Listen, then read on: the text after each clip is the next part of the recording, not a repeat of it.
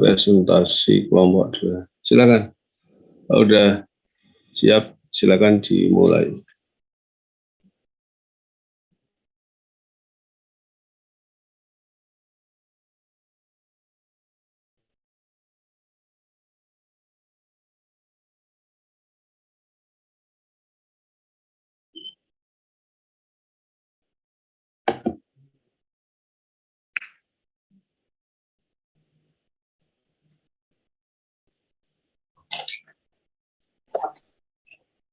Baik, Assalamualaikum warahmatullahi wabarakatuh.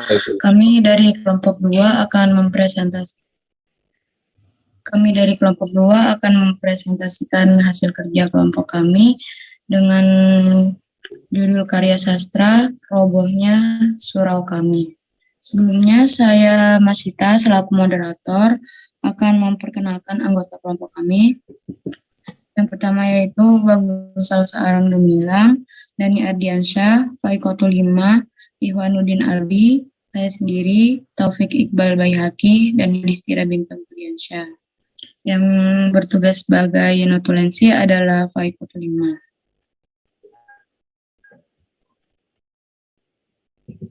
Selanjutnya akan dibacakan oleh Saudara Dani.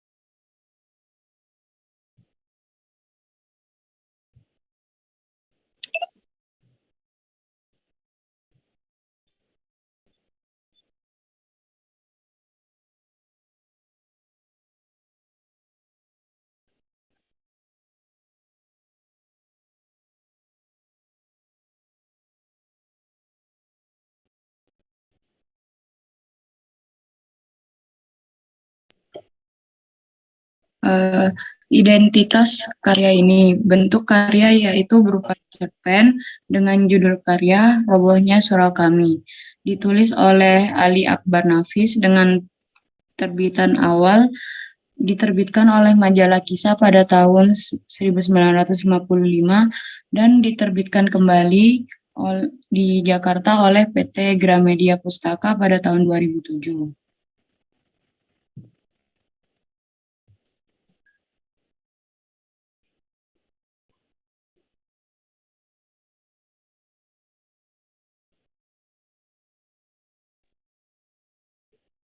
Alasan memilih karya ini adalah karena cerpen ini mengajarkan kita bahwa manusia adalah makhluk sosial di mana kita tidak boleh hanya mementingkan diri sendiri. Oke, next.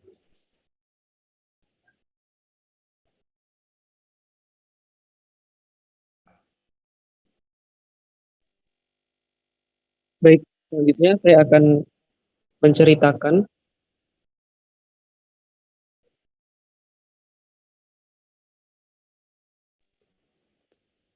mengenai sinopsis atau ringkasan cerita dari cerpen yang berjudul Robohnya Surau Kami.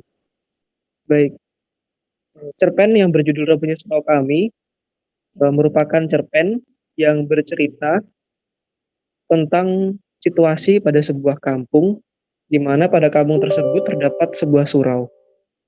Di samping surau tersebut, hiduplah seorang kakek yang menjadi gorin atau penjaga surau tersebut. Kakek tersebut selama hidupnya menghabiskan waktu untuk menyembah Allah Subhanahu wa Ta'ala. Dan ia juga dikenal sebagai tukang asah pisau. Pendapatannya dihasilkan dari upah masyarakat yang menggunakan jasa beliau untuk mengasahkan pisaunya. Tetapi saat ini kakek tersebut sudah meninggal. Kematiannya disebabkan oleh bungalan dari salah satu penduduk kampung yang bernama Ajusidi. Sebelum meninggal, tokoh aku sempat mendatangi kakek dan bertanya kenapa kakek sedang pergi. Pada saat itu kakek sedang mengasah pisau cukur milik Ajo Sidi. Singkat cerita, kakek tersebut mendengar cerita bualan dari Ajo Sidi yang membuatnya murung. Kurang lebih cerita dari Ajo Sidi yang diceritakan kepada kakek adalah mengenai cerita seorang yang dulunya semasa hidup di dunia sangat patuh dalam beribadat kepada Allah Subhanahu wa taala yang bernama Haji Saleh. Tetapi pada akhir kehidupannya, pada saat di akhirat, Haji Saleh dimasukkan ke dalam neraka oleh Allah Subhanahu wa taala bersama penduduk-penduduk lain di sebuah kampung tersebut. Karena Haji Saleh dan orang-orang tersebut hanya mementingkan dirinya sendiri untuk mendapatkan surga dari Allah Subhanahu wa taala. Sedang mereka lupa bahwa mereka memiliki tanggung jawab besar sebagai seorang ayah, sebagai seorang pemimpin keluarga, bahwa ia harus mensejahterakan keluarganya juga. Bukan hanya ia mementingkan dirinya sendiri untuk beribadah setiap hari kepada Allah Subhanahu wa taala. Di akhirat, Haji Saleh dan teman-temannya yang merasa bahwa mereka selalu beribadah kepada Allah, merasa kecewa kepada Allah karena mereka merasa bahwa mereka selalu taat kepada Allah Subhanahu wa taala, tetapi kenapa mereka dimasukkan ke dalam neraka? Lalu mereka menuntut kepada Allah untuk memasukkan mereka ke surganya Allah Subhanahu wa taala. Tetapi Allah menjawab dengan lantang bahwa mereka semasa hidup di dunia menzalimi orang lain yang mereka sendiri tidak menyadari itu. Bahkan keluarganya sendiri, istri termasuk anak-anaknya juga sekarang mendapat penderitaan setelah mereka meninggal. Dari cerita yang diceritakan Ajo Sidi tersebut, kakek merasa kesal. Ia merasa relate dengan kisah yang diceritakan Ajo Sidi kepadanya. Lalu ia bertanya kepada tokoh aku, apakah selama hidup di dunia ini aku merasa menjadi seorang manusia yang terkutuk karena bualan Ajo Sidi tersebut. Lalu tokoh aku meninggalkan kakek. Pagi harinya, tokoh aku mendengar bahwa kakek sudah bunuh diri menggunakan pisau cukur yang ia asah, pisau cukur milik Ajo Sidi.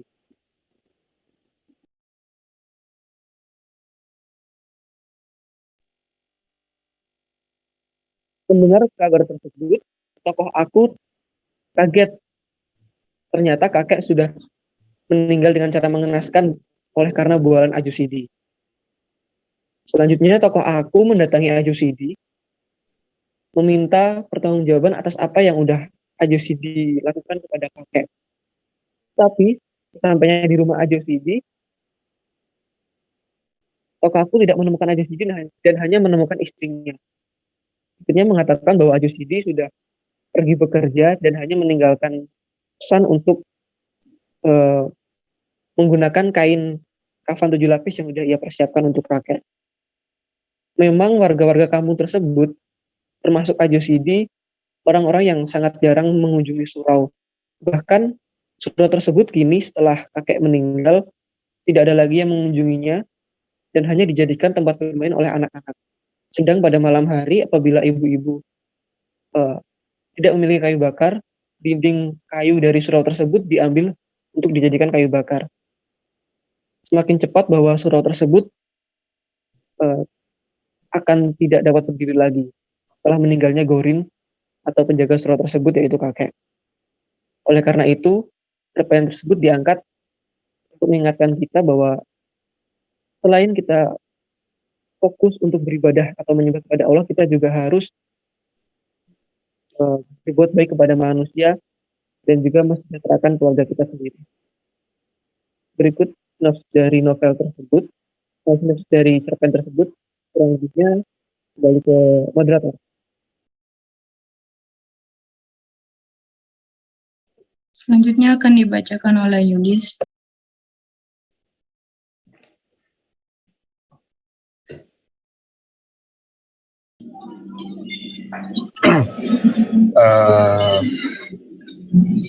Tokoh aku, karakter selalu ingin tahu, Kakek, karakter mudah percaya omongan orang lain. Ajo Sidi, karakter pembual hebat. Haji Saleh, karakter taat beragama.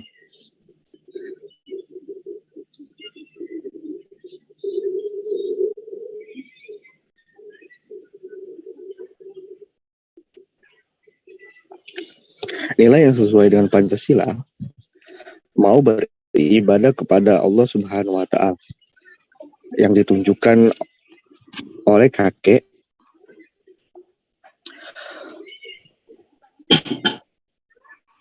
yang sangat taat beribadah dan menjadi penjaga surau sejak lama.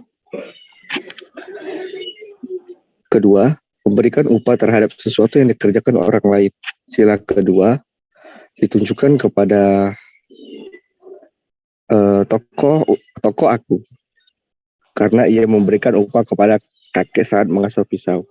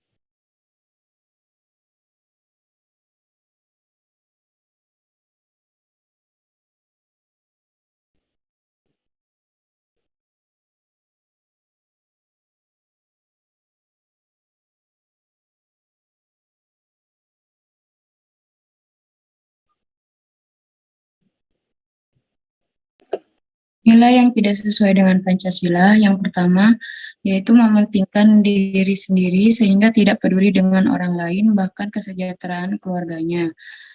Tidak sesuai dengan sila kedua, ditunjukkan ketika Haji Saleh selama hidupnya hanya beribadah kepada Allah saja, tapi tidak mementingkan keluarganya sehingga keluarganya hidup melarat.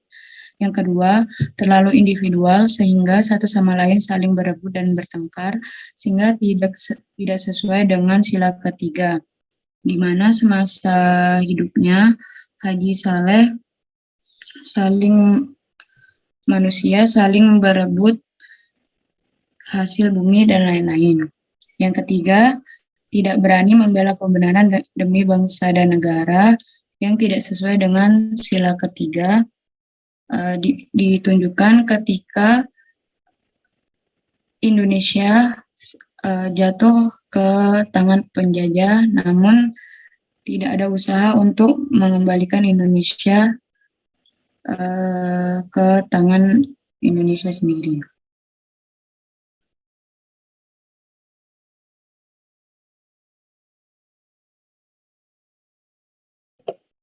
Sekian dari kelompok kami. Wassalamualaikum warahmatullahi wabarakatuh. Apabila ada pertanyaan, dipersilahkan kepada teman-teman.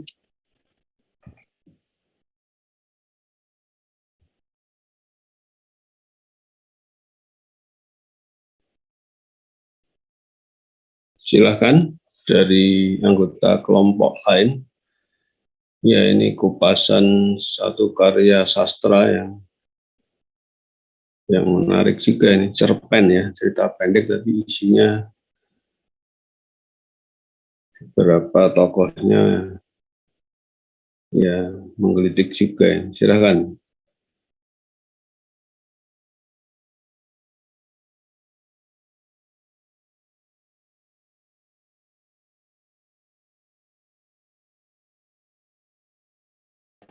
Tadi slide yang analisis Pancasila mungkin bisa ditayangkan ulang. Silakan teman-teman dari kelompok lain. Silakan.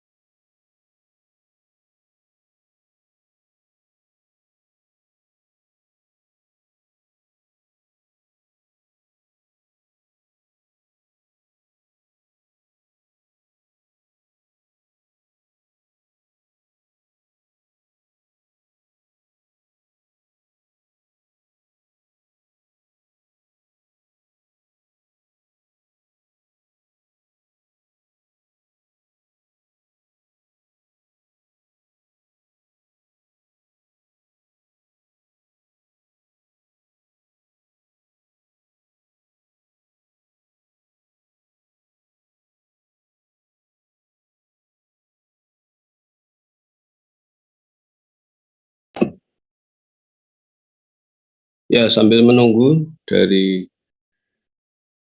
masukan komentar kelompok lain, saya memberikan catatan sedikit ya. Apa yang telah dipaparkan dan dianalisis Iya, Pak. oleh kelompok, ada teman lain yang mau, biasanya catatan kecil saja ini. Ya, analisis tentang Pancasila telah ditunjukkan, jadi ya, mana perilaku para tokoh yang sesuai dengan sila-sila Pancasila. Juga mana perilaku para tokoh yang tidak sesuai atau yang bertentangan dengan sila-sila Pancasila. Ya, saya hanya mungkin menambahkan saja, saya kira sudah dipaparkan seperti itu. Ya, di sini memang dekat sekali plot ceritanya, memang sesuai dengan judul itu ya. Jadi fokusnya adalah mengenai sebuah surau yang judulnya memang bikin orang penasaran, robohnya. Jadi ini kan orang ingin tahu kenapa surau kok roboh, ada apa, ada peristiwa apa. Ini kecerdikan pengarang ya, membuat judul itu membuat orang penasaran. Ya. Fokusnya pada surau, dan surau itu adalah jelas itu bangunan yang menjadi pusat peribadatan ya untuk umat Islam di tingkat ya apa dusun ya atau kampung. Surau itu khas sebutan di kawasan kalau salah Sumatera Barat terutama dan juga di sekitarnya. Kalau di Jawa apa ya sebutan untuk surau? Kan kita di Jawa, kalau saya juga orang Jawa tidak menggunakan istilah surau. Jadi tempat ibadah yang lebih kecil dibanding masjid. Yang biasanya itu hanya untuk lingkup satu lingkungan kecil ya, mungkin dusun, bukan bahkan mungkin hanya untuk satu lingkungan keluarga. Kalau di Jawa itu ada nyebut dengan langgar. Jadi kalau sekarang ada istilah yang sering dipakai itu musola. Ya, itu dari bahasa Arab. Kalau yang tradisional menyebutnya langgar. Ya. Itu ya tingkatnya di bawah masjid. Nah, kalau yang untuk berjamaah satu kampung yang lebih luas itu kan masjid, itu desa. Jadi surau juga itu lingkupnya lebih kecil. Biasanya surau itu tidak untuk Jumatan, karena yang untuk Jumatan di masjid. Dan ini memang menarik, tadi ada plot ceritanya seperti itu. Jadi ya ini contoh bahwa ada satu sisi dalam menegakkan ajaran beragama itu tadi betul sudah dianalisis ya, harus ada kebersamaan, tidak bisa diurus sendiri-sendiri, tapi semua harus ikut memberi perhatian ya, gotong royong apa. Nah, ini yang nampaknya memang kurang. Jadi sudah disebutkan ya, kurangnya gotong royong, apalagi kalau itu malah terjadi keributan, jadi perebutan, itu memang itu bertentangan dengan sila ketiga. Jadi saya menambahkan aja sisi yang mungkin perlu, ada sisi baiknya itu ya, berarti ada seorang kakek ya, dia dengan tulus menjaga dan yang menjadi pengisi kegiatan surau itu. Yang menariknya apa? Dia tetap bekerja. Nah, semangat bekerja itu kalau dalam Pancasila itu dekat dengan urusan sila kelima dalam rangka memenuhi kebutuhan hidup ya, untuk kebutuhan dasar ya. Makan ya, makan minum atau pangan, sandang itu dekat dengan sila kelima. Samping juga tadi ya sila-sila lain yang sudah dibahas. Ya ada orang yang rajin beribadah itu tentu itu betul, itu sesuai dengan sila pertama. Ya. Kemudian menghargai kerja orang lain ya, yaitu atas dasar prinsip ya sila kedua. Tapi yang bekerja, orang yang meskipun apapun kondisinya tetap bekerja, meskipun sudah kakek, sudah tua, tetap ingin mandiri untuk mencukupi kebutuhan basic need ya. Itu semangat untuk mewujudkan sila kelima.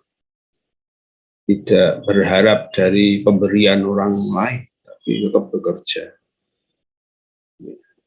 Itu tambahan saya. Silakan, ada yang lain?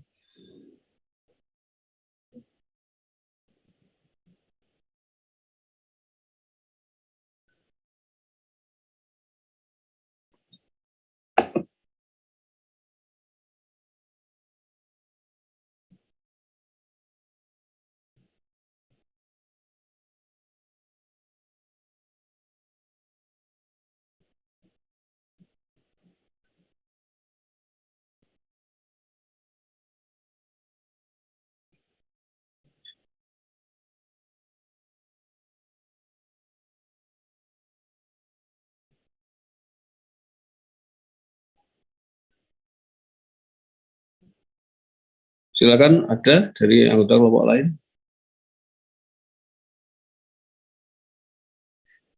Kalau saya kembalikan ke kelompok penyaji ini, kalau ada pertanyaan saya tentang judul itu kan robohnya surau kami. Jadi ini menunjukkan memang surau itu milik bersama, surau kami, bukan surauku, tapi surau kami. Tapi judulnya kan robohnya. Kalau penyaji kelompok ini kelompok 2 ya. Kalau ada pertanyaan makna roboh itu apa dan apa penyebab utama robohnya, itu gimana yang Anda tangkap dari judul? Silakan, ada yang bisa memberi tambahan penjelasan.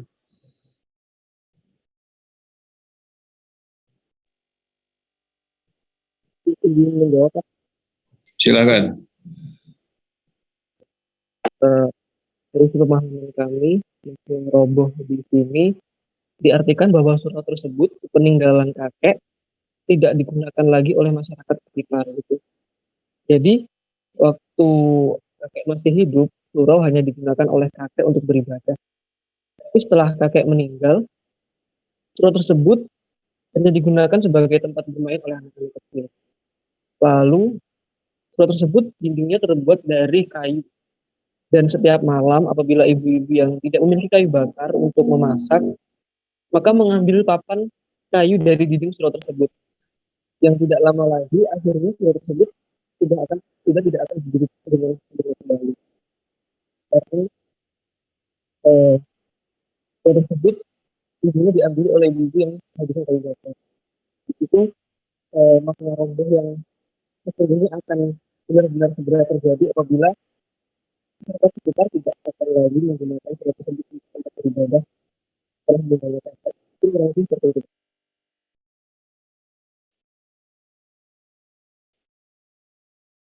Ya, begitu ya. Terima kasih. Ada yang nambahi?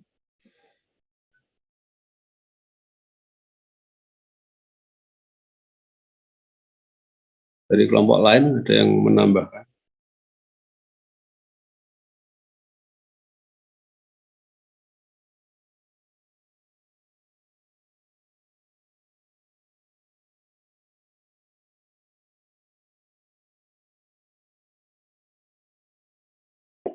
Sepertinya cukup, Pak.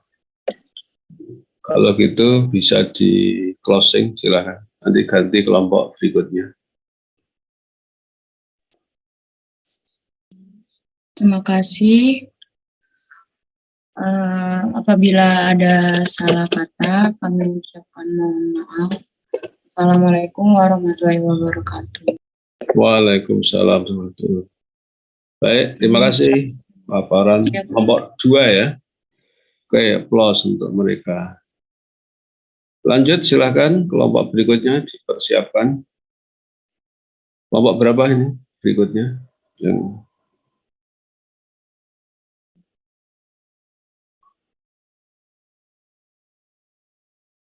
Izin Pak, kelompok kami Pak.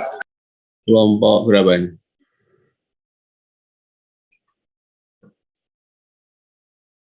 Kelompok 2 Pak, angkatan 2021 Pak.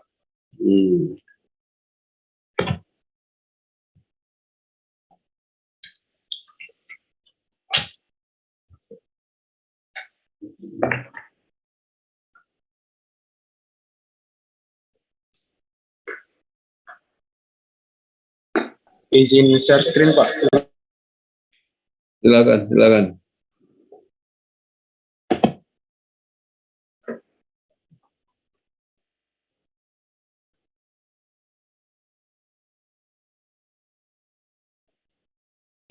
Izin, apakah sudah terlihat? Ya, Iya, sudah kelihatan.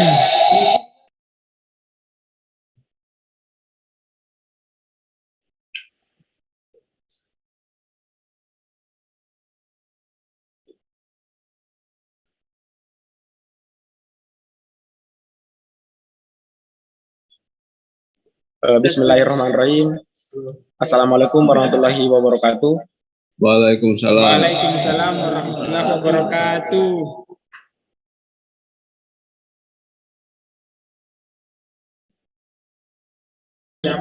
Izinkan kami dari kelompok 2 ingin mempresentasikan hasil dari diskusi kelompok kami yang menganalisis buku kisah yang berjudul Kisah Masa Muda Sang Visioner karya Gina S. Nur.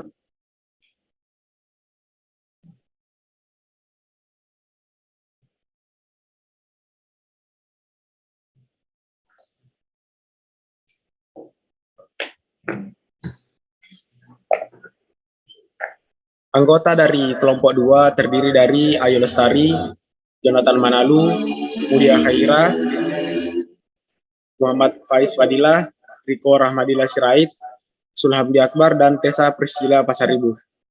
Untuk slide selanjutnya akan dijelaskan oleh teman kita, Ayu Lestari.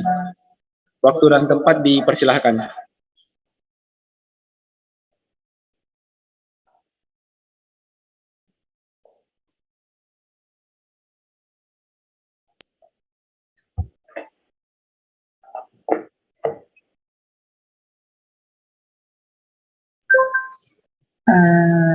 Selanjutnya, tentang buku jenis bahan monograf judul Rudi Kisah Masa Muda Sang Visioner, pengarang Gina S. Nur, penyunting Arif Ashidik, Amelia Octavia, cetakan pertama September 2015, diterbitkan oleh Penerbit Bentang dan THC Mandiri, PT Bentang Pustaka. Bahasa Indonesia, deskripsi fisik 14+266 halaman, 23 cm, bentuk karya non-fiksi. Sebuah novel karya Gina S. Nur. Novel tersebut merupakan karya kedua yang bertutur seputar kehidupan Presiden Indonesia ketiga, Baharudin Yusuf Habibie. Setelah kesuksesan Habibie dan Ainun, novel tersebut memiliki tebal 291 halaman. Pada tahun 2016, novel tersebut diangkat dalam sebuah film dengan judul Rudi Habibie.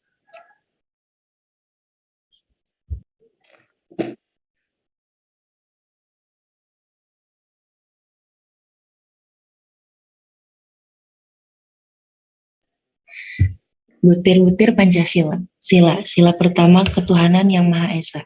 1. Bangsa Indonesia menyatakan kepercayaannya dan ketakwaannya kepada Tuhan Yang Maha Esa. 2. Manusia Indonesia percaya dan takwa terhadap Tuhan Yang Maha Esa sesuai dengan agama dan kepercayaannya masing-masing menurut dasar kemanusiaan yang adil dan beradab. 3. Mengembangkan sikap hormat menghormati dan bekerja sama antara pemeluk agama dengan penganut kepercayaan yang berbeda-beda terhadap Tuhan Yang Maha Esa. 4. Membina kerukunan hidup di antara sesama umat beragama dan kepercayaan terhadap Tuhan Yang Maha Esa.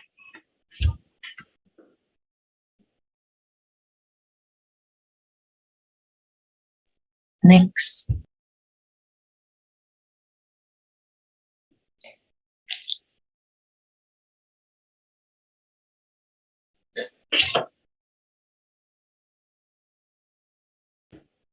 Lima, agama dan kepercayaan terhadap Tuhan Yang Maha Esa adalah masalah yang menyangkut hubungan pribadi manusia dengan Tuhan Yang Maha Esa.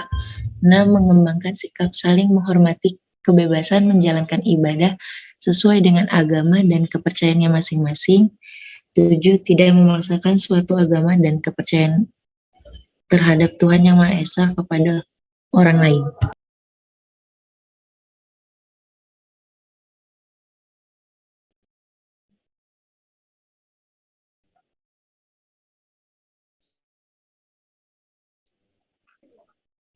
Sila kedua, kemanusiaan yang adil dan beradab.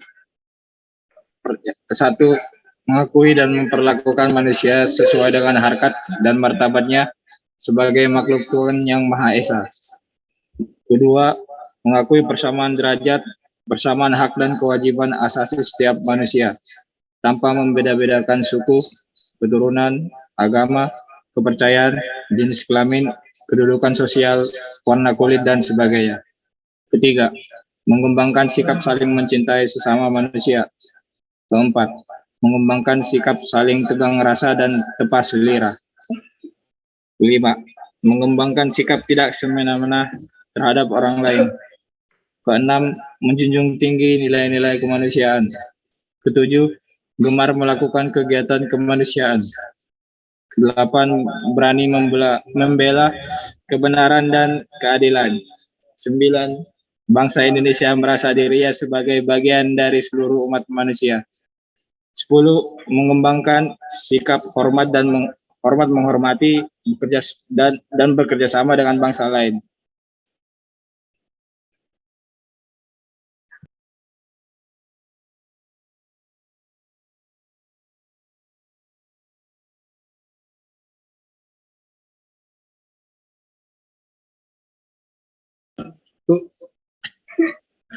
Sila ketiga, Persatuan Indonesia. 1. Mampu menempatkan persatuan, kesatuan, serta kepentingan dan keselamatan bangsa dan negara sebagai kepentingan bersama di atas kepentingan pribadi dan golongan. 2. Sanggup dan rela berkorban untuk kepentingan negara dan bangsa apabila diperlukan. 3. Mengembangkan rasa cinta kepada tanah air dan bangsa. 4. Mengembangkan rasa kebanggaan berkebangsaan dan bertanah air Indonesia. 5. Memelihara ketertiban dunia yang berdasarkan kemerdekaan, perdamaian abadi, dan keadilan sosial. 6. Mengembangkan persatuan Indonesia atas dasar Bhinneka Tunggal Ika. 7. Memajukan pergaulan demi persatuan dan kesatuan bangsa. Untuk slide selanjutnya dibacakan oleh Mudia.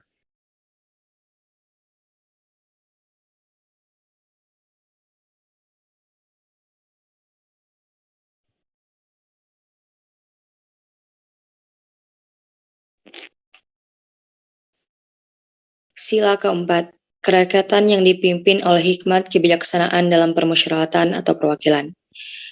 1. Sebagai warga negara dan warga masyarakat, setiap manusia Indonesia mempunyai kedudukan, hak, dan kewajiban yang sama. Yang kedua, tidak boleh memaksakan kehendak orang lain. Yang ketiga, mengutamakan musyawarah dalam mengambil keputusan untuk kepentingan bersama. Yang keempat, menghormati dan menjunjung tinggi setiap keputusan yang dicapai sebagai hasil musyawarah.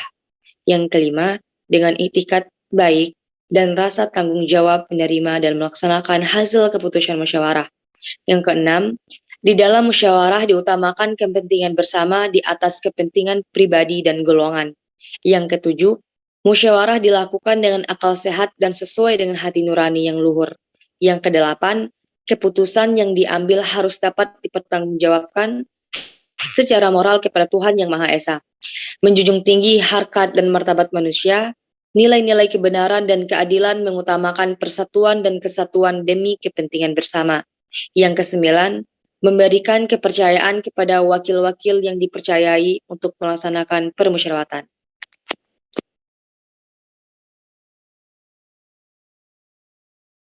Next.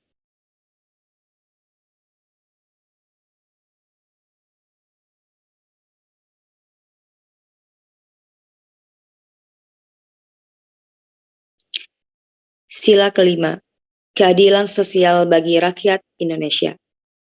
Yang pertama, mengembangkan perbuatan yang luhur, yang mencerminkan sikap dan suasana kekeluargaan dan kegotong royongan. Yang kedua, mengembangkan sikap adil terhadap sesama. Yang ketiga, menjaga keseimbangan antara hak dan kewajiban. Yang keempat, menghormati hak orang lain. Yang kelima, suka memberi pertolongan kepada orang lain agar dapat berdiri sendiri. Yang keenam, tidak menggunakan hak milik untuk usaha-usaha yang bersifat pemerasan terhadap orang lain. Yang ketujuh, tidak menggunakan hak milik untuk hal-hal yang bersifat pemborosan dan gaya hidup mewah. Yang kedelapan, tidak menggunakan hak milik untuk bertentangan dengan atau merugikan kepentingan umum. Yang kesembilan, suka bekerja keras. Yang kesepuluh, suka menghargai hasil karya orang lain yang bermanfaat bagi kemajuan dan kesejahteraan bersama. Yang sebelas, suka melakukan kegiatan dalam rangka mewujudkan kemajuan yang merata dan berkeadilan sosial. Next.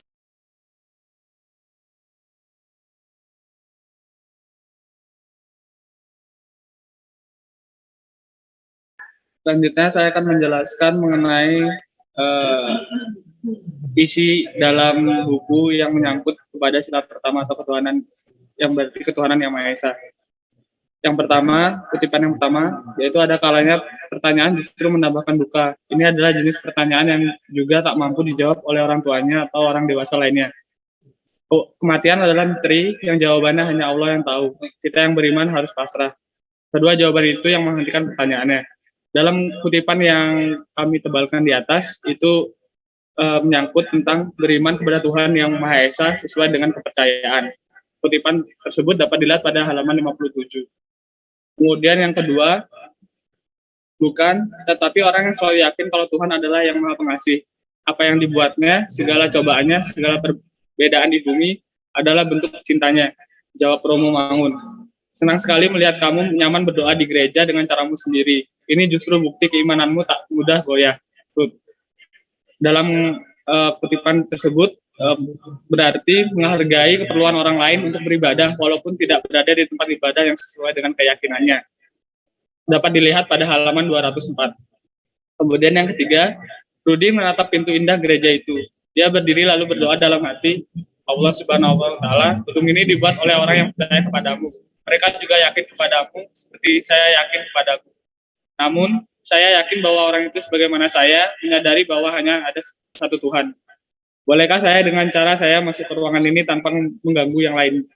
Membacakan doa untuk orang tua saya, saudara saya, dan banyak hal yang saya perlukan. Bolehkah?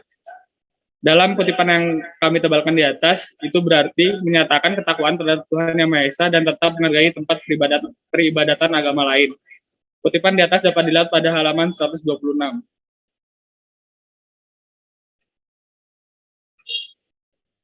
Kemudian yang keempat, Rudi yang kecil sudah terbiasa dengan sekolah Belanda, dengan para romo yang mengajarkan pelajaran agama Katolik, tak merasa risih sedikit pun memasuki gereja. Dari kecil, Rudi sudah percaya kalau Tuhan adalah mata air, kebaikan yang utama. Darinya mengalir kebaikan dari jalur-jalur berbeda. Itu berarti bahwa manusia Indonesia percaya dan takwa terhadap Tuhan Yang Maha Esa sesuai dengan agama dan kepercayaan masing-masing menurut dasar kemanusiaan yang adil dan beradab. Dapat dilihat pada halaman 127. Kemudian yang terakhir yaitu berkat persahabatan ini, Rudi tak pernah punya masalah dengan isu pribumi ataupun non-pribumi ataupun masalah perbedaan agama. Rudi mengalami sendiri betapa Kengki yang keturunan Tionghoa dan beragama Kristen adalah juga Kengki yang baik hati. Sementara Rudi Rudi mengalami sendiri ada mahasiswa Indonesia lain yang beragama Islam, orang tuanya kaya dan berpengaruh, tetapi perilakunya buruk sekali. Ini berkaitan erat dengan membina kerukunan hidup di antara sesama umat beragama dengan tidak mempermasalahkan perbedaan pilihan dalam menganut agama tertentu. Dapat dilihat pada halaman 129. Untuk slide selanjutnya akan dijelaskan oleh Tessa. Terima kasih. Untuk sila kedua yaitu kemanusiaan adil dan beradab. Yang pertama terdapat pada kutipan Rudi harus berbaur. Itu titah kedua orang tuanya. Oleh mereka, seluruh anak di keluarga Habibie dilarang memakai baju yang menunjukkan kalau mereka dari keluargaan yang berada. Dari sini dapat dilihat bahwa mengembangkan sifat persamaan derajat yang berkaitan dengan kedudukan sosial. Terdapat pada halaman 47. Selanjutnya, terdapat pada kutipan mendengar jawaban Fani, Rudi mengangkat bahunya dan menggeleng tak peduli. Dia justru kembali bermain dengan anak-anak Landre. Rudi tak pernah benar-benar menganggap kegiatan fisik sebagai jalan keluar. Olahraga hanya penting untuk menjaga kesehatan. Tinggal Fani seorang yang harus berhadapan dengan kemarahan orang tuanya. Dengan kutipan ini berarti mengembangkan sikap saling mencintai dan menolak kekerasan. Dapat pada halaman 48. Selanjutnya pada kutipan, benar, karena itu kamu harus jadi mata air. Kalau tadi Rudi bangga dengan jawabannya, kini dia mulai terlihat bingung. Kalau kamu baik, semua yang di sekelilingmu juga akan baik. Kalau kamu kotor, semua yang di sekitarmu akan mati. Dari kutipan ini dijelaskan bahwa sikap yang baik dan beradab akan memiliki dampak positif bagi lingkungan sekitar. Terdapat pada halaman 49. Selanjutnya pada kutipan, satu lagi, kehebatan Mami yang sangat dikagumi Sri adalah beliau selalu mendidik anak-anaknya untuk menjadi nomor satu. Karena itu, anak-anaknya tak ada yang bergabung dalam satu perusahaan. Mereka punya perusahaan atau organisasinya sendiri dan mereka bisa menjadi pemimpinnya. Bukan cuma anak kandungnya saja, tetapi juga seluruh mahasiswa yang indekos di rumahnya. Beliau percaya semua akan jadi orang nomor satu dengan cara mereka sendiri.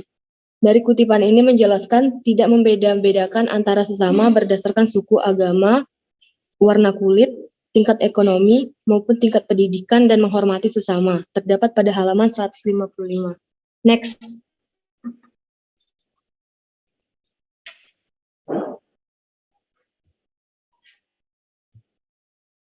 Next.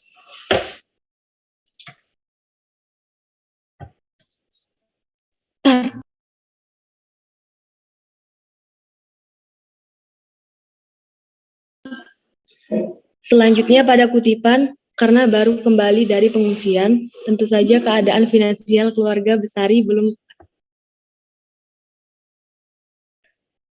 kuat untuk membiayai anak mereka hingga perguruan tinggi. Sementara saat itu perguruan tinggi terbaik ada di Bandung.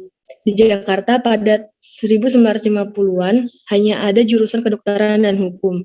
Namun, Tuhan membantu niatan orang tua Ainun. Pak Besari mendengar kabar Profesor Plater berada di Teknis High School Bandung. Dan bahkan profesor itu menawarkan pekerjaan mengajar di kampus yang sama. Akhirnya, dari Yogyakarta, Ainun sekeluarga pergi ke Semarang dulu selama sebulan, menumpang tinggal di rumah adik Pak Besari. Barulah ketika Pak Besari dipastikan mendapat pekerjaan di kampus, seluruh istri dan seluruh anaknya diboyong ke Bandung, termasuk Ainun. Dari kutipan ini didapat bahwa berusaha untuk memenuhi hak anaknya untuk mendapatkan pendidikan yang terbaik. Terdapat pada halaman 217. Kutipan selanjutnya itu kamu yakin mau buat sendiri, bukan ambil pesawat mainan anak kecil. Si pengawas tertawa karena leluconnya sendiri. Rudi berusaha jadi anak sopan dan tidak terpancing oleh cemooh itu. Dia sudah membayangkan dan mengukur hitungan untuk pesawatnya nanti, panjang, lebar, dan tebalnya. Dari kutipan ini didapat bahwa sebagai seorang yang jauh lebih mudah, dia memiliki adab sopan santun. Terdapat pada halaman 109. Untuk kutipan selanjutnya, Rudi merasa bahwa dia dan Kengki sama saja, sangat setara. Manusia adalah manusia, jabatan, bangsa, suku, agama, ras, kelamin hanyalah bungkus belaka. Memang, lebih mudah melihat orang dari bungkusnya saja, karena memahami manusia pada dasarnya memang melelahkan. Namun semuanya tinggal masalah kemauan. Dari sini didapat bahwa mengimplementasikan sifat kebinekaan tanpa membedakan jabatan, bangsa, suku, agama, ras, dan kelamin. Terdapat pada halaman 129.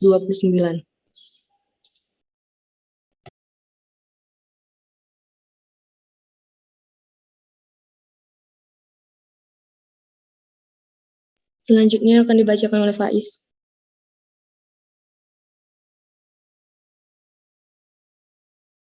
Selanjutnya ada kutipan yang berkaitan dengan sila ketiga, yaitu Persatuan Indonesia. Kutipan yang pertama yaitu, lelaki bertubuh besar itu menekuk satu kakinya, hingga lututnya menyentuh tanah batuda, tanah tempat tinggalnya. Dia meraut segenggam tanah hitam yang penuh humus dengan tangan kanannya. Tanah itu, kebun, sawah, peternakan, dan keluarga mereka adalah alasan dia serta adiknya akan dikirim ke sebuah kota nan jauh di Pulau Jawa. Air matanya mengenang di peluk mata. Kita harus janji, kita akan kembali ke tanah ini dengan ilmu yang cukup. Kalimat yang ditebalkan itu merupakan sikap cinta pada tanah air. Bisa dilihat pada halaman ke-36 pada buku. Selanjutnya, banyak di antara prajurit berasal dari Jawa. Mami tentu saja sangat senang menerima kedatangan orang-orang dari tanah kelahirannya. Sambil mengenang tanah kelahiran, mereka saling bercerita dan bertukar pengalaman. Pada halaman 58. Rudi dan saudara-saudaranya pun mendapatkan pelajaran hidup yang baru. Kultur, tradisi, serta manusia Jawa kini tak hanya diwakili oleh sosok Mami. Mereka belajar lagi mengenal kultur baru, mengenal bahwa negeri tempat tinggal mereka memiliki keragaman yang kaya. Ini juga merupakan sikap mencintai dan mengembangkan rasa kebanggaan terhadap bangsa dan negara. Yang kutipan tersebut bisa dilihat pada halaman 58. Kutipan yang ketiga yaitu, di sisi lain, Mami juga ibu yang sangat perhatian. Sri tahu kalau keluarganya sangat butuh uang, terutama untuk dikirim ke Jerman. Namun, Mami bukanlah orang yang mengharuskan semua anak yang indekos bayar tepat waktu, kalau memang kiriman mereka belum datang. Mami sering mengatakan bahwa Rudi juga indekos di negara lain. Dia berharap begitu dia akan diperlakukan sama seperti dia memperlakukan anak-anak itu. Ada banyak juga anak yang tak mampu, tetapi sebenarnya pintar sehingga Mami tak keberatan menunggu. Mami bahkan melarang pegawainya untuk menagih. Memandang anak-anak itu selalu mengingatkan kami akan Rudi di tanah lampau. Tersebut memiliki makna merasakan rasa senasib dan sepenanggungan serta membantu sesama yang berkesusahan. Dapat dilihat pada halaman 151 pada buku.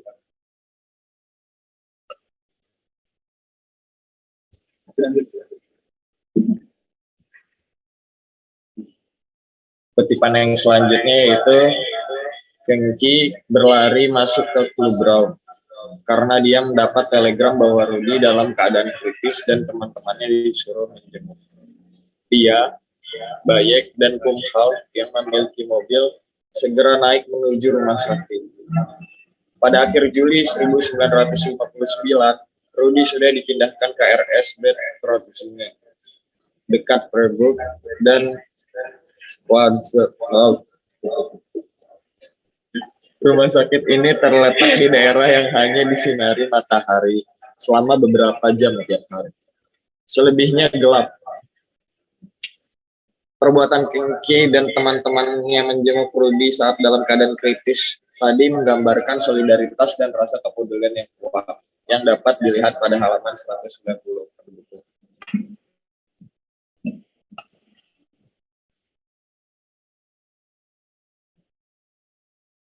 Sila keempat yaitu kerakyatan yang dipimpin oleh hikmat kebijaksanaan dalam permusyawaratan perwakilan. Kutipan yang pertama yang menyangkut dengan sila keempat ini yaitu, di rumah indekos juga ada aula untuk ruang belajar, dan makanan kecil tak akan berhenti mengalir bila ada mahasiswa dan teman-temannya yang belajar. Mami tak segan memarahi kalau mereka terlihat malas belajar. Bila perlu, Mami akan mengeluarkan hukuman. Disiplin tetap nomor satu. Mami tak peduli meski yang harus dihukum itu anak pejabat tinggi sekalipun. Salah tetap salah. Toh bagi Mami ini juga kebaikan untuk mereka. Dari kutipan di atas, sikap yang diambil Mami atas dasar bahwa pelajar Indonesia wajib mendapatkan hak dan kewajiban yang sama, yaitu belajar. Yang tertulis pada halaman 151 pada buku. Kutipan yang kedua yaitu saya adalah masa depan Indonesia. Kalimat kunci penuh keyakinan ala Rudi itu ternyata ampuh. Beberapa perusahaan turun tangan ikut memberi dana bagi seminar pembangunan yang akan digelar Rudi. Rudi berani mengaku sebagai masa depan Indonesia karena seminar ini adalah keputusan dari Kongres Pemuda. Dia yakin gerakan pemuda ini, semua anggotanya, semua adalah masa depan Indonesia. Dari kutipan berikut, yaitu mengutamakan kepentingan bersama bangsa dan negara daripada kepentingan pribadi atau individu.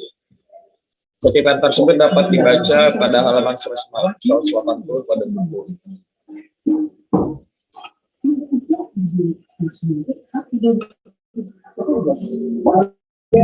Selanjutnya sila kelima, keadilan sosial bagi seluruh rakyat Indonesia. Kutipan pertama yang memiliki korelasi dengan sila kelima yaitu sekitar 1930-an, Papi aktif mengajari petani-petani, bolak-balik ke lapangan untuk mengecek kondisi dan keadaan, memeriksa hama atau penghambat lainnya melalui kontak dengan masyarakat yang bekerja di sawah dan ladang. Dari situasi ini, Rudi belajar tentang arti berbagi.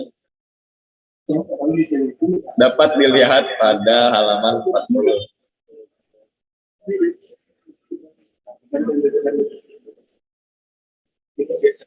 Selanjutnya, kutipan yang selanjutnya itu bila biasanya Rudi dan saudaranya bisa bersekolah diantar oleh mobil, kini mereka tak bisa sekolah. Mobil tak digunakan lagi karena tak ada bahan bakar. Mereka harus jalan kaki, naik kuda, atau bendi. Jika ada pun bahan bakar digunakan untuk inspeksi dan penyuluhan pertanian saja.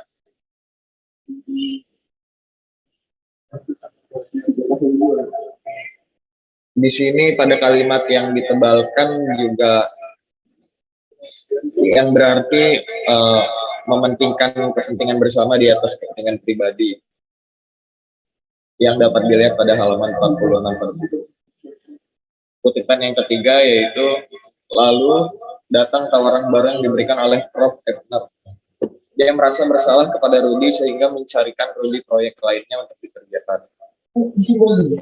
Prof. Ebner lalu mengusulkan agar Rudi mengembangkan metode perhitungan tegangan akibat pemanasan kinetik pada sayap atau sirip suatu benda yang terbang lebih cepat dari 5 kali kecepatan suara. Sifat bijak Prof. Ebner tersebut kepada Rudi menggambarkan bahwa setiap manusia berhak menerima hak berupa pendidikan yang sama tanpa memandang asal negaranya. Ini tertulis pada halaman 205. Mungkin dari saya cukup sekian, saya kembalikan kepada moderator.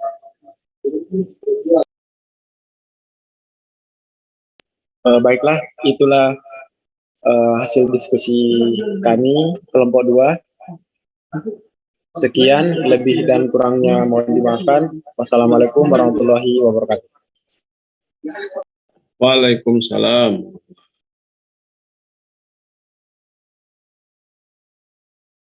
Silakan ditawarkan ke teman kelompok lain. Baiklah, untuk teman-teman yang ingin mengajukan pertanyaan, kami persilahkan.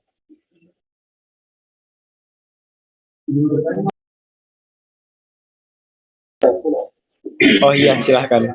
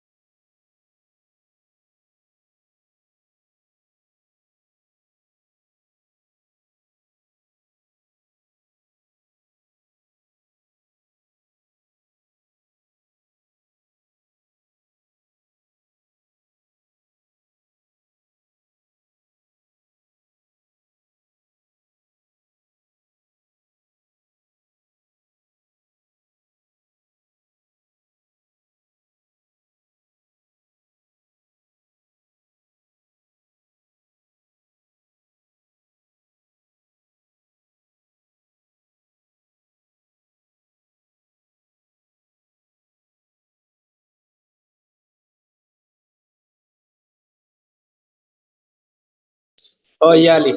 Terima kasih atas pertanyaannya.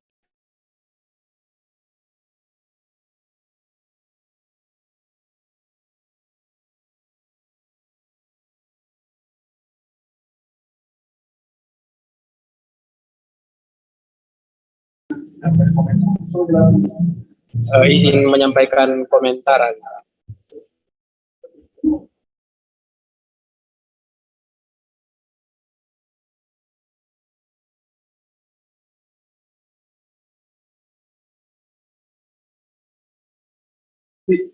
Baiklah, Ali. Terkait sila yang pertama, bagian yang pertama, bangsa Indonesia menyatakan kepercayaannya dan ketakwaannya kepada Tuhan Yang Maha Esa. Ya, memang benar di sila pertama menyatakan bahwa ketuhanan Yang Maha Esa. Artinya setiap orang yang ada di Indonesia harus memiliki kepercayaan, yang artinya kayak iman ya. Dan terkait ketakwaannya, karena setahu saya itu ketika kita memiliki ketika kita memiliki kepercayaan atau iman, setiap agama pasti menganjurkan untuk ketakwaan. Jadi selaras menurut saya. Jadi menurut saya masih masuk lah.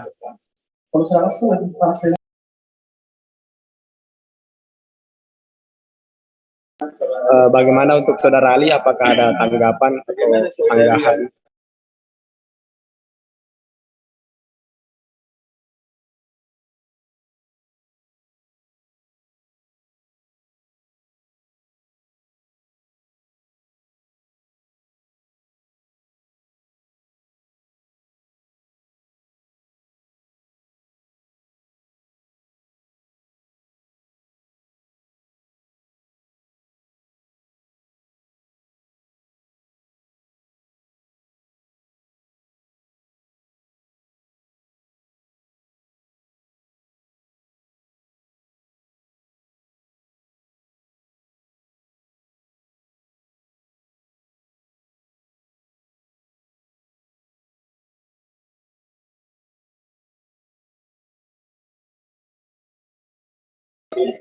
Baiklah, Ali, izin menanggapi ya.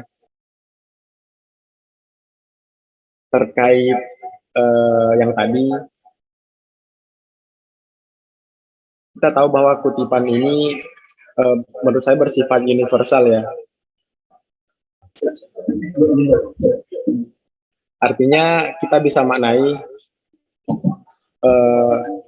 semua orang bebas memeluk agama dan kepercayaan masing-masing. Balik lagi ke setiap agama.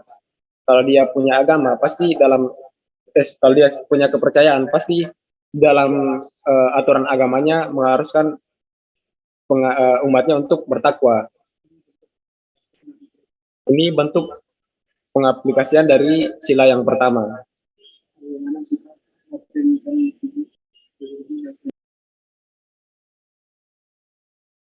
Ya, jadi bagaimana bangsa Indonesia menyatakan kepercayaannya melalui takwa kepada Tuhan Yang Maha Esa.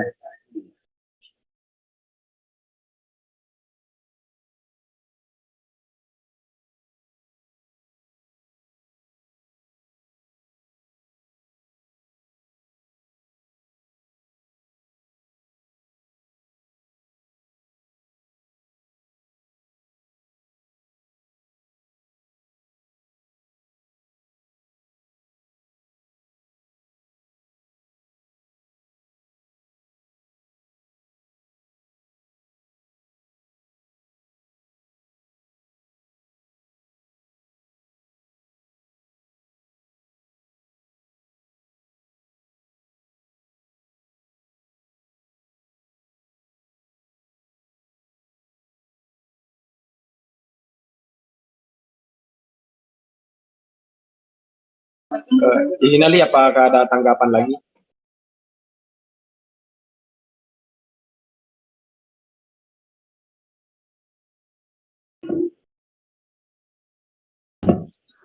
Silakan teman lain mungkin bisa memberi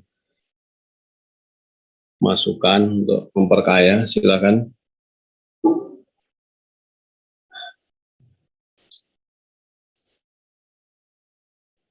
izin bertanya.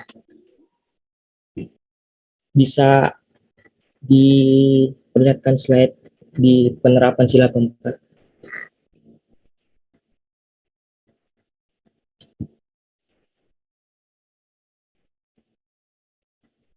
Halo, suara saya masuk enggak? Oh iya, masuk Pak, masuk. Ya, bisa diperlihatkan di slide penerapan sila keempat.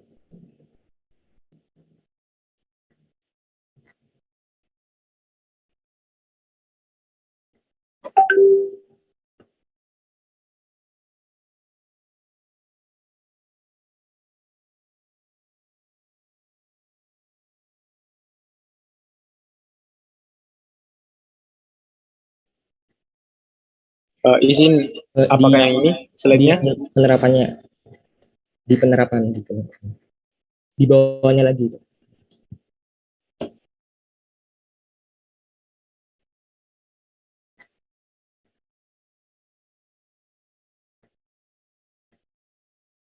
Ya. Izin bertanya, untuk yang sikap itu yang diambil atas dasar bahwa pelajar Indonesia wajib mendapatkan hak dan kewajiban yang sama, yaitu belajar. Bisa dijelaskan mengapa kalian lebih memilih untuk memasukkan sikap tersebut kepada sila keempat? Dan juga izin menanggapi ya, kalau menurut saya itu jika sikap tersebut itu lebih ke sila kedua, karena pada di sila kedua tersebut itu memang mengakui hak sama hak kewajiban eh, yang mana semua orang itu sama baik di mata hukum, agama, sosial dan lainnya.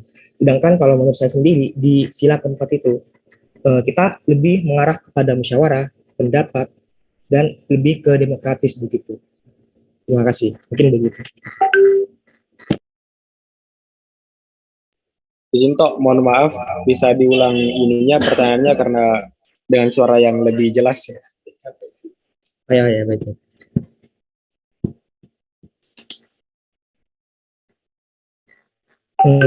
Sudah jelas suara saya.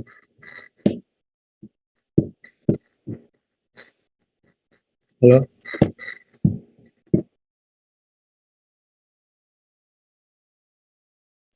Ya, diulang ya. Itu kan dijelaskan bahwa sikap yang diambil itu atas dasar bahwa pelajar Indonesia wajib mendapatkan hak dan kewajiban yang sama, itu belajar. Nah, di sini saya menitikkan bahwa hak dan kewajiban. Nah, bisa dijelaskan mengapa kalian itu, kelompok kalian, memilih untuk dimasukkan pada penerapan sila keempat. Sedangkan kalau menurut saya sendiri, bahwa hak dan kewajiban itu termasuk pada sila kedua, yang mana pada sila kedua kita contoh penerapannya itu memang untuk mengakui persamaan hak, kewajiban dan kedudukan yang sama gitu, baik di mata hukum, agama dan sosial. Kemudian kalau misalnya di sila keempat tersebut, kalau menurut saya itu lebih mengarah kepada musyawarah, kemudian berpendapat maupun hal demokratis lainnya begitu. Apakah sudah jelas?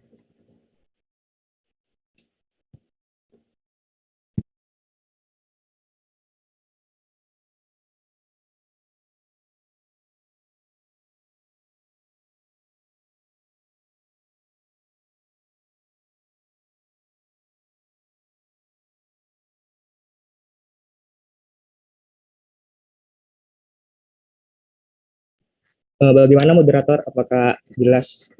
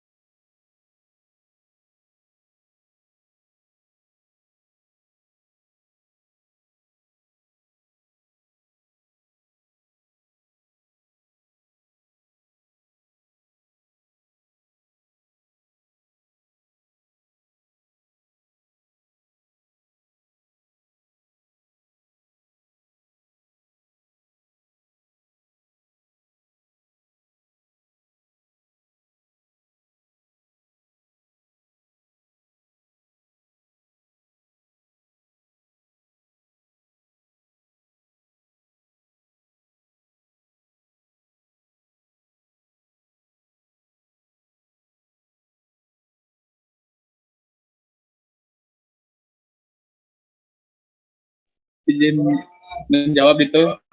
Ya. Sebenarnya ini sedikit rancu ya, karena ini juga bisa dikorelasikan dengan sila kedua. Tapi kenapa kita ngambil sila keempat? Karena di sini ada menyangkut tentang kebijaksanaan dari seorang ibu yang menyangkut atas suara hak dan kewajiban seorang pelajar.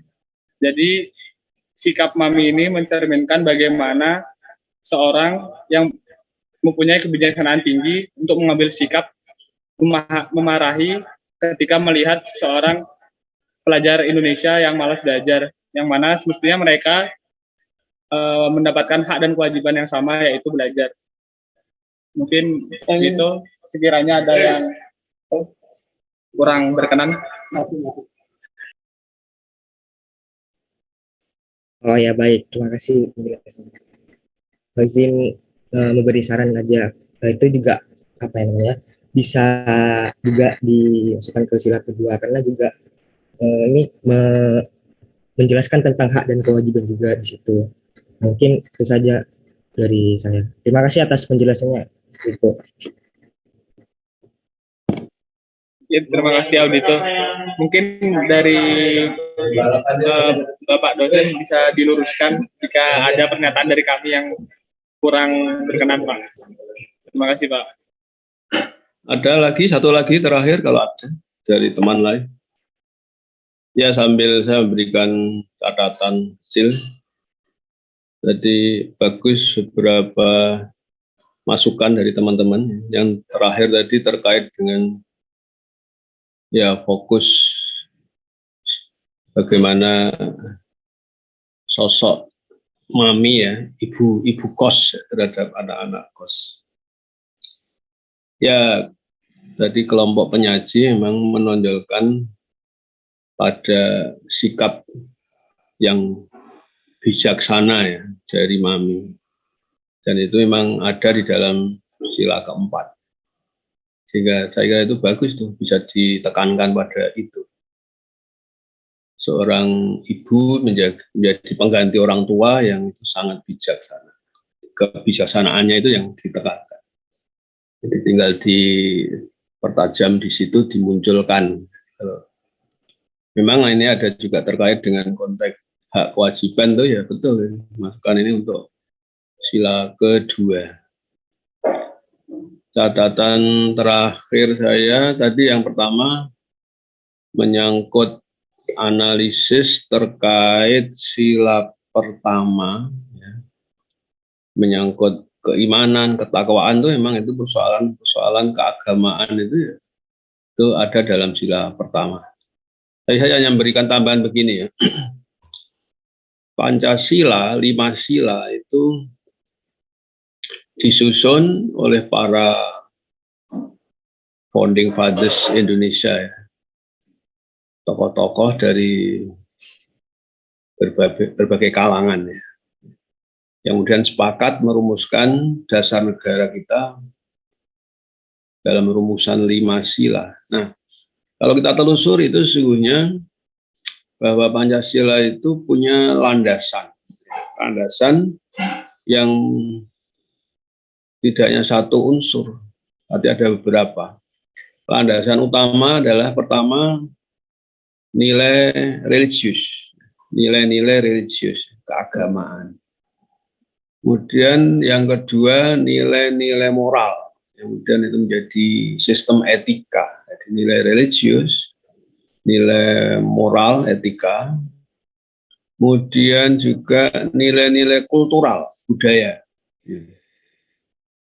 Dan tentu juga itu memberikan pijakan, Pancasila itu menjadi pijakan untuk seluruh tatanan, ya, seluruh kebijakan negara yang ada di tangan pemerintahan.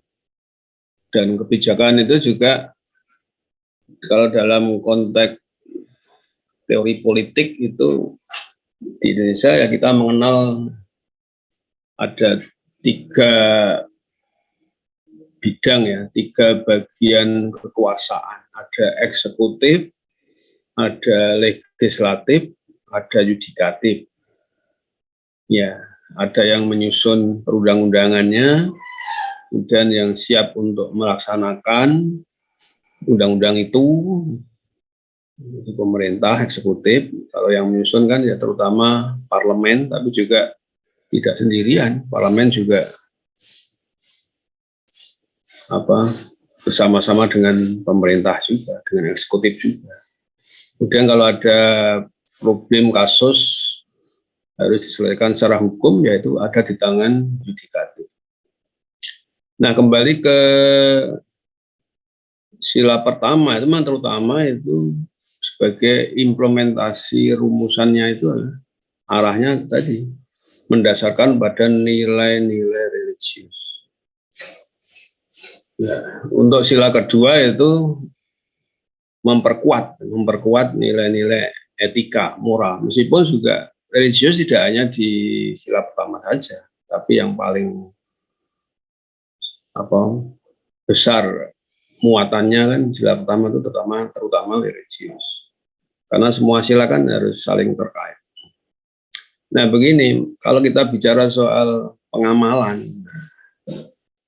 itu tentu setiap manusia bisa sesuai, bisa bertentangan. Nilai religius juga begitu. Semua nilai kan harus diwujudkan. Orang beragama, ada nilai-nilai agama, harus dilaksanakan. Orang punya nilai moral, beretika, ya harus dilaksanakan juga. Manusia yang bermoral, yang etis. Setiap orang punya budaya, nilai-nilai adat, budaya yang luhur, ya juga harus dilaksanakan. Terkait dengan kehidupan bernegara, ada peraturan perundangan, juga harus dilaksanakan, ditegakkan. Nah, masing-masing juga dalam pelaksanaan itu tentu ada yang menyimpang, ada yang bertentangan. Nah, setiap perilaku perbuatan yang menyimpang dengan landasan nilai tertentu itu tentu ada sanksi, balasan atau hukuman. Nah, ini sesuai dengan tadi dimensi nilai itu. Kalau nilai agama, siapa yang tidak mentaati agamanya, ya tentu ada sanksi. Katanya karena landasan agama, landasan religius itu sesuai dengan agama masing-masing, itu kan hubungan manusia dengan Tuhan. Dan yang memegang kekuasaan untuk memberikan balasan kan Tuhan. Sehingga dalam konteks keagamaan itu ya secara praktis memang dikembalikan, diserahkan kepada setiap individu sesuai agamanya. Kalau dia ingin melaksanakan dengan baik agamanya, ya tentu akan mendapat balasan yang pahala, balasan yang baik dari Tuhan. Sebaliknya kalau dia melanggar agamanya, akan mendapat dosa dan akan mendapat balasan siksa dari Tuhan juga.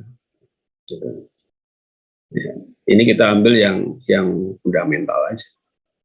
Moral, nah, etika itu antar manusia terutama, nah ini universal ya. Ya kalau itu cuma moral, etika, itu juga sesungguhnya ada sanksi juga. Orang yang tidak sesuai dengan nilai moral, nilai etika, ya tentu dia akan mendapat hukuman kecaman antar manusia. Minimal itu ya mendapat celaan atau ada disebut dengan sanksi sosial. Mungkin dia akan dikucilkan, ya akan selalu dinilai buruk karena dia melanggar nilai etika, nilai moral. Ya. Lain lagi kalau nilai-nilai adat budaya itu juga bagi yang melanggar nilai adat budaya itu juga adat budaya kan biasanya lokal ya, lebih terbatas. Ya juga akan dapat sanksi sosial oleh masyarakat yang terbatas.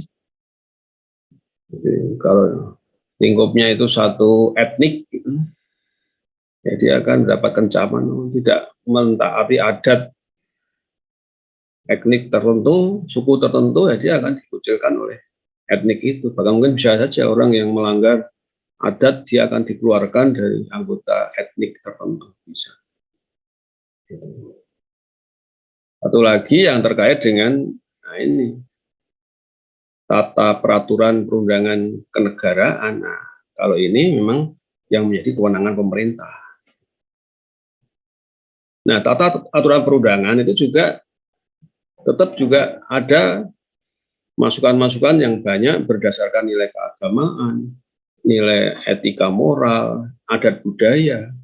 Sejauh itu asal sudah dirumuskan, sudah diwujudkan dalam bentuk peraturan perundangan, itulah batasan, sebatas itulah yang bisa menjadi kewenangan sebuah pemerintahan yang mewakili sebuah negara.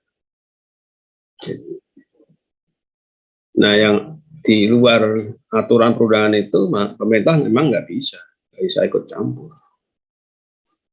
Misalnya soal keimanan, keagamaan setiap orang kan itu di luar perundangan dan memang pemerintah nggak bisa ikut campur.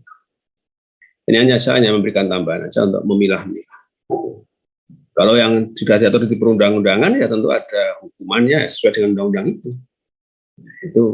Itulah batas kewenangan pemerintah sejauh itu diatur dalam perundang-undangan. Contohnya misalnya orang melakukan kejahatan mencuri. Itu juga landasannya juga keagamaan, karena agama menyatakan itu perbuatan yang dosa, melanggar aturan Tuhan. Dan ternyata di konteks etika moral juga sama. Pencurian itu ya itu tidak bermoral. Orang mencuri itu adalah perbuatan yang melanggar etika.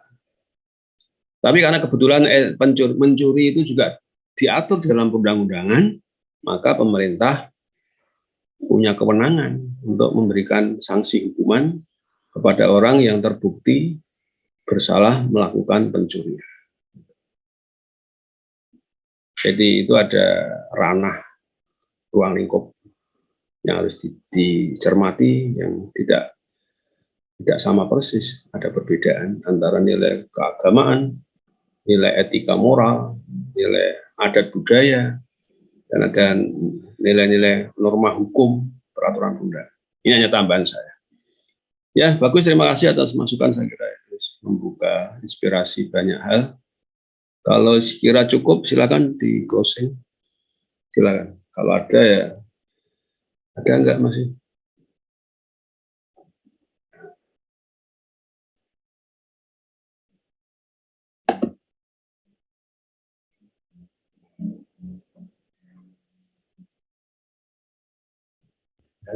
Baik Pak, terima kasih Pak.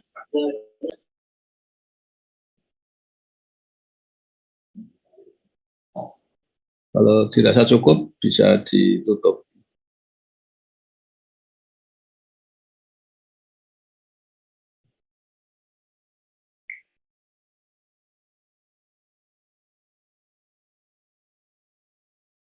Enggak ada tambahan dari kelompok penyaji? Silakan ditutup aja. Sudah Pak, sudah cukup. Terima kasih Pak. Oke, baik. Saya kira karena waktu, mohon maaf, terpaksa kita akhiri pertemuan hari ini. Kita sambung untuk nanti Selasa depan. Sekali lagi, plus untuk kelompok yang kedua ini tadi. Dan alhamdulillah telah tampil hari ini 2 kelompok. Silakan nanti untuk pekan depan cukup 1 kelompok ya. Kelompok berapa ya? Kelompok 5. Kelompok mana itu? Betul ya? Kelompok yang tampil ke-5. Silakan nanti 1 kelompok aja untuk pekan depan. Ya, sekian saja saya akhiri. Ada khilaf, mohon maaf. Terima kasih semuanya. Assalamualaikum warahmatullahi wabarakatuh. Waalaikumsalam warahmatullahi wabarakatuh. Ya, tolong, makasih. Tolong ya presensinya tolong bisa diisi yang tolong teman tadi udah. Ya, makasih.